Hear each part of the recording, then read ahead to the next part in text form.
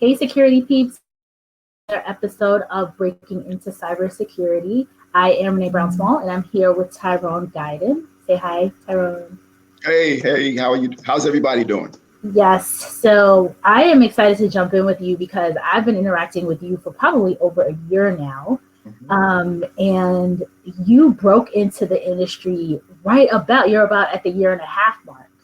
Correct. So I absolutely want you to share with the viewers, tell them all about how you got into this industry, talk about your background in the military, talk about the journalism. I mean, I want to hear, because it's such a fascinating story. Definitely share with everyone how you broke into cybersecurity. Okay, fantastic. I'll just go back to college. I didn't finish school initially, went into the military. I went to the Air Force. I wanted to be a computer operator. I tested and I did well. So I was a computer operator in the military when they were using the big IBM mainframe computers with the tape drives and 6 tapes and all that. So I did that. When I got out, I actually worked at a data processing center for a bank for about a year. But then, I got an inkling I wanted to do something else. And I decided I wanted to go into journalism because I wanted to be a catalyst for reporting positive stories, worthwhile stories that don't get told in our community. So I actually pursued that. And I did journalism for a number of years. And then I got another itch. I wanted to do, because of the engaging I had with young people, I decided to go into education. So there was a calling to go into education. So I ended up switching gears and pursuing an educational career, and I taught 5th grade after doing a number of classes and going to grad school for curriculum instruction. So I did that, taught in the area here in the Maryland area for a year. But education is very challenging in terms of credentials and in terms of the environment. So I had to step back and I looked at it. I said, what is it I like to do? And I realized I was always including technology into the classroom in terms of explaining math, in terms of geography. I would get pretty technical and make it fun, introducing a lot of different things for the children to keep their engagement. So I got out, I left teaching, and it was an opportunity. I found out about an opportunity for veterans that under the Obama administration, they paid for veterans who wanted to go back to school, ages 35 to 60, and train in an area that was a high demand area. And so and of course, I knew a little bit about cybersecurity, and I was fortunate that I don't live far from the community college at Woodbridge. I pursued that. I did that, and so here we are. I got dual associates in IT and cyber, but the only thing I did that I probably I didn't go and get my certification immediately. So that took a little bit, but I did do that. And once I got my first level certification, it was, here I am. Wow. It's such a good story to tell folks because, having that background, you probably, there's so many pieces to your puzzle that makes me want to ask a bunch of questions. The first thing that popped into my mind was, how is Tyrone as a 5th grade teacher? How are you interacting with those 10-year-olds? It was a great experience. I think one of the key for teachers, I think, is no matter what the environment, even if you're doing tech, even if you're in middle school, whether you're in high school, whether even, and it doesn't matter what you're teaching, command the environment.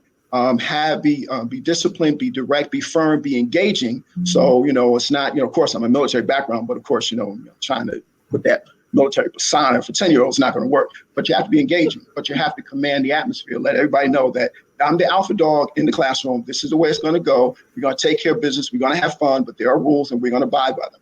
So, so that's how I do it, with young students. That is so funny.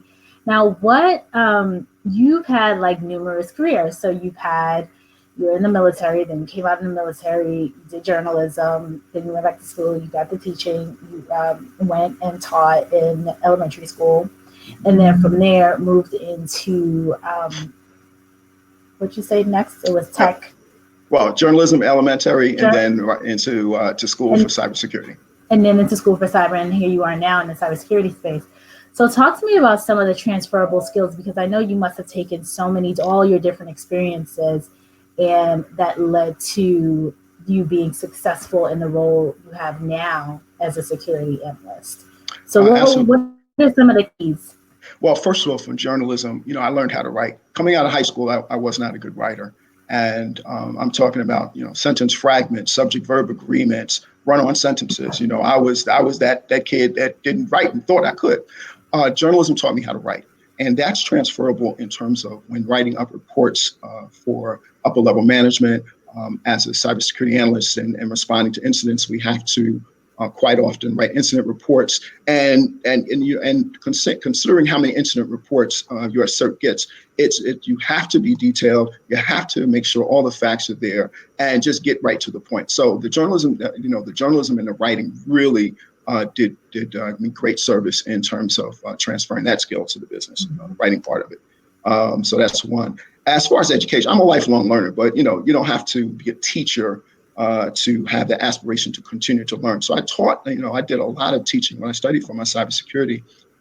I use a lot of different resources that are available out there, and I was studying with 3 books. And I think one of the keys is when you're studying for any kind of certification exam, is just being able to take those objectives, lay them out, and be able to say something a little bit about what they are. Just give the basics: 1, 2, 3. This is the what, this is the where, this is the how. And if you can't do that, then use the different resources that you have to be able to unlearn those concepts. Mm-hmm. So learning how to learn is a big one. It is. For sure. It is. Because as you're aware, better than me that there's something going on new in security every single day. Absolutely. And for the aspiring folks out there that want to get into cybersecurity, I think one of the, I remember I approached you about wanting to be on a panel. I found even before I got my first position that getting that first entry-level job in cybersecurity, no matter what space, and cybersecurity is just a buzzword for so many different areas, so malware investigations, forensic, incident response, you name it. There's just a plethora. Risk and compliance. Wow. So it's very important that you number one, know which direction that you want to go, and don't get discouraged when you put out all these resumes and all these applications and you're not getting any hits. I probably put out over 200 resumes before anything really transpired. So that's number one. Don't get discouraged, number one. And number two, be involved in something in cybersecurity arenas outside. I joined several organizations. I attended. I would go to these seminars. If there was a seminar or a meetup that had something to do with cybersecurity and I was free, I'd go. So I was able to network, and networking goes beyond just getting somebody's card and saying thank you. Networking is, following up with the individuals. If you have a question, it may not be a job related. If you have a question that they talked about, a subject matter that you don't quite understand, it's okay to email them and say, hey, you talked about DevOps development. So what is it that you're saying? Because at the seminar, it was kind of high level, and I'm kind of interested, but give me some direction. So you have to be engaging, and that's all just a part of using a resource, using a network to learn, and you got to continue doing that. Yeah, that's such valid points for folks. A couple of things you just said is something that comes up so often. So we've heard numerous times that people apply 100, 200 times. And I think our very first guest talked about applying 250 times, or putting in 250 applications. And people were, I think there were two trains of thought. One of the groups of people were like, oh my goodness, I can't believe it takes that much effort to get that first break. Mm-hmm. And secondly, other people were like, oh, okay, they felt relieved because they were doing it too. And they might not have gotten to the point where he was. And mm-hmm. So it's like, I finally broke in. Oh, this is something I can look forward to because he had to go through it as well, Mm-hmm. So it's definitely, everyone collectively says, don't give up. If it's something that you want, you go after it, you keep going and going and going. So that's one. Absolutely. One piece of it. Secondly, another thing that you added in that is so very important, and I think we drill this in probably every single time we have this webinar, is when we talk about the networking aspect. making sure you're at the meetups, making sure you're at the seminars, making people aware that you are interested, that you're engaged, that you want into the industry, because we all know that the vast majority of roles come through networks. And Absolutely. so yes, you could be in a pile of 200 or 1,000 resumes that come in, or you could be, oh, I remember that guy Tyrone from the meetup, and he was so engaged, and I want to meet with him. I want to interview him. And so that is definitely another thing that we hear all the time, and I'm glad that you touched on it, because it is so, so, so very important for people to be deeply engaged in this industry. Everyone talks about how everyone will help you. People are so excited about folks that are transitioning, bringing different skill sets to the table and coming in. So by you letting them know, once again, that this is something that needs to be done, and this is something that was successful for you, that is also a plus for the folks out there who are looking to break in. Absolutely, absolutely. And the people that you approach from information, that if you have a network of 25 people, it's very likely, 10 of them, because of their duties and responsibilities, are very going to be busy. So, you can't be discouraged if you, email them and ask them questions and they don't get back to you. You really don't know what's on their plate. But that's why you use your network, and you just keep using it. And the other thing I want to say is being able to the educational piece, preparing. I'm not a techie. I was not really very technical. I knew the basic stuff, of how to take an Excel, navigate an Excel spreadsheet and use some of the bells and whistles. And even still, I don't know how to do everything. And I introduced that in my teaching for my classroom. But with cyber and coding and learning how to navigate tools, those are, and understanding how you apply some of the theory to the job that you want to go into. Resources like Cybrary is fascinating.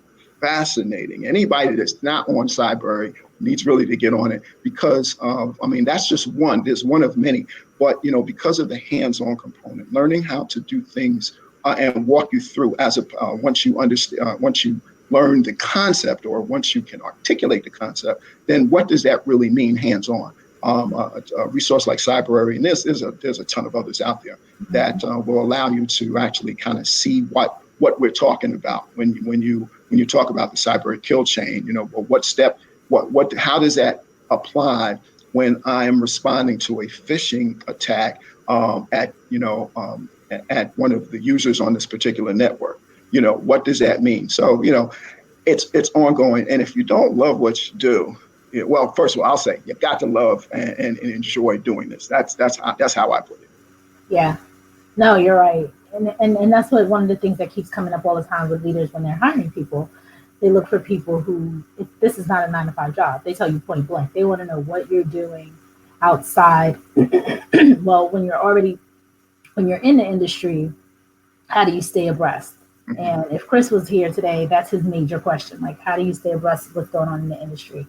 And managers want to know that. Leaders want to know that when they hire you, that you're not just, you check out at 5 o'clock and you go home. Like, that's not the way cybersecurity works. There's something going on all the time, 24/7, all day, all night. So keeping abreast, being, learning how to learn, being able to really sit down, understand the space, and just be a continuous learner. Like you said, you're a continuous learner, so it's easy for you. But just reiterating that really is helpful to people. Oh, absolutely. Sure. Absolutely. Even if you Google online websites that cover cybersecurity, there is just a ton of them. Mm-hmm. I did one of the things I'm involved with in terms of giving back, even though I graduated from Nova, one of the professors still is engaged with students who are current students. And he wanted to make sure that they get the hands-on, beyond the classroom. So we get together on Saturdays and give the students practice time to prepare for the many different collegiate competitions, NCL and NCDC, the VMI, Virginia Military Institute. They have one, Cyber Range, I believe. So we just try to give them a chance to practice. That's very important. And just taking the time, I'm a big sports fan, And Lord knows, I can sit and, and sit in front of games, my NFL games, my baseball games. But, when I was studying for my cert, that something has to be put aside because, unfortunately, I'm not on the football field, so I'm not making no money to pay the mortgage, right? So I had to put those things down and then and begin to prepare and read and, schedule my time so that I'm versed when I go into an interview and somebody asks me, some of the commands that I might use, and I'm able to articulate that and to articulate that very clearly. Right. So yeah. And you brought up Cybrary, which is another resource that I tell people, it's one of my favorite ones because there's so much free information, and then there's the paid aspect as well, and they have mentorship and they have all these various things. And so I just want to reiterate that again, that, Cybrary, and then, like you said, just Googling online, cybersecurity conferences, cybersecurity courses, cybersecurity, whatever, you're going to get YouTube videos. You're going to get, so much information, so much vast information. And there were two things that you said earlier that I want to touch on. One of the things that you said was knowing where to go in security. And as a newbie, you hear cybersecurity, you don't know what's what. I remember being a newbie, SOC analyst, and going in there, and my leader at the time said, you have to figure out what domain you want to be, like what interests you. And so I don't know, just cybersecurity, right? I don't know what interests me. And so one of the exercises that he had us do is he had us take the CISSP book and look through the domains. And he said, after you look through these domains, like, which ones resonate with you? Which ones at a high level, do you see yourself kind of connecting with? And for me, I can't remember what domain it was, but I really enjoyed insider threat. And the reason why that was really fascinating for me is because I come from an HR background. So bringing the human element and seeing like people inside your organization are make you vulnerable, or even more vulnerable, because almost every single breach that's out there has had some insider threat component. And we all heard the Capital One breach, insider threat. And so it's literally usually either an insider or an actual employee or some kind of opening that people have. It's very seldom that it's someone completely on the outside that can break into your system. So figuring out how to get that, figuring out how to pick which area you like, what would you recommend that a person does? Like that was one way that he said, figure out which one of these you want to go deeper into. From your perspective, what kind of advice would you give if a person's like, I don't know what I want to do? Well, that was me. And I still, to a degree, I have a high degree of interest in a couple of areas. But for the aspirant, I think it's just important to really get the foundations. Some may have an idea. Some may not, like they already know, I want to code. I want to be able to code. So it's a matter of, learning the languages that are out there. Python obviously is a given for many because of its ease of its ease as interfaces with various platforms. But there's others. So, you might have an idea, but if you don't, you have to be open. And as you read, as you use the resources, even as you're studying, you will probably get an inkling of, what, this is going to be interesting. Like, as you said, as you open up domains, insider threat was something very interesting to you. So, I don't believe there's no one formula that's going to fit. You just have to be open, and an area where you have a lot of questions. Why did this happen? How did this happen? If you have a lot of questions in those particular areas, and you have no problem investigating and looking into and finding out more information, that might give you some indication of an avenue that you might want to pursue. Because since you enjoy it, and since you're always going to come up with these questions and wonder why, then you're going to be curious about it. So nobody is telling you to go find the answer. You're doing it on your own. So that might be an area of interest that you might want to pursue. Yeah. See, the teacher tells us how to get it done. So, Tyrone, we're a little bit short on time today. But this has been amazing learning and hearing from you as to, you know, how you work into the industry, what you had to do in this DC metro area to get in, that you're in your role now for a year and a half and doing extremely well. And is there anything, any final words that you would want to give to aspiring folks looking to break in? I will also say, you know, everything we talked about, and I didn't touch on, and I mentioned it, but use your network. When my first position, I actually, after I did my Security Plus and I was putting out my resumes, it just so happened that I had 3 offers on the table within a week and a half. And the offer that I actually accepted was from a gentleman who was in one position at one time, and we just stayed in touch. You know, we just stayed in touch off and on, you know, every other month or so. And then I saw him at some of the events, and we stayed in touch. And then he got a position with another company where he was more at a higher level. And because of the relationship that was established, you know, he actually gave me an opportunity, you know. And one of the things he asked me, he said, look, I'm taking a chance because I came into the business just with a certification, education, no experience. Okay, we can talk a lot about that, but using your network, and because of the relationship, the real relationship, because we talk not just cyber and industry, you know, your kids, his son plays football, you know, I'd ask him about his son, you know, stuff like that, and use your network, be personable. Because those go a long way. They really do. And it served up, it was advantageous in this particular situation for me getting my first position. Awesome. Very cool. Well, Tyrone, thank you so much for being our guest today on Breaking Into Cyber. I know we'll have you back. We're coming up on a year doing this, which is wow. Doing a fantastic job, you and Chris.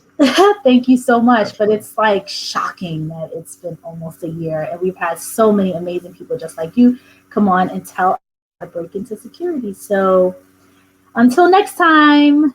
Absolutely. See you, everybody. Okay. Bye-bye. Take care. Bye.